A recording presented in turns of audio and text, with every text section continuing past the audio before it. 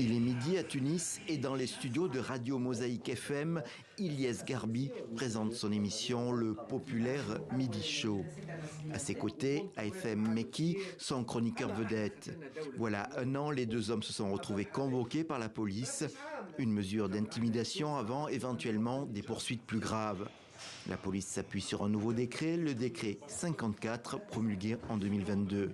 Le décret-loi 54 restreint considérablement la liberté d'expression et peut même la faire disparaître.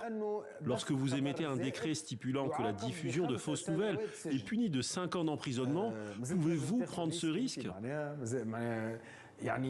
Même si vous commettez une erreur involontaire et que vous publiez une fausse nouvelle, vous êtes passible d'une peine de 5 ans d'emprisonnement. Le syndicat national des journalistes tunisiens affirme qu'en un an et demi, plus de 60 journalistes, avocats ou opposants ont fait l'objet de poursuites au nom du décret 54. Une évolution inquiétante, loin du vent de liberté né après la révolution de 2011. Les atteintes à la liberté de la presse touchent toutes les sous-régions du continent. Au Burundi, plusieurs journalistes sont emprisonnés, d'autres en exil. Ce vendredi, certains se sont réunis à la maison de la presse de Bujumbura pour échanger sur leur situation. Nous plaidons pour la dépénalisation des délits de presse, pour le travail des journalistes afin d'éviter toute intimidation ou harcèlement judiciaire. Nous demandons un accès à l'information, notamment l'information que nous recherchons auprès des pouvoirs publics. Mais le gouvernement burundais fait remarquer qu'occupant cette année la 108e place, le pays a progressé dans le classement de Reporters sans frontières.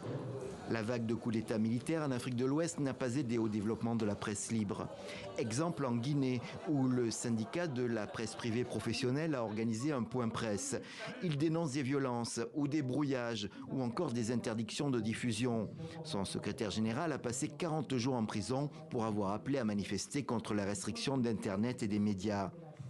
Les journalistes guinéens n'ont pourtant rien perdu de leur combativité.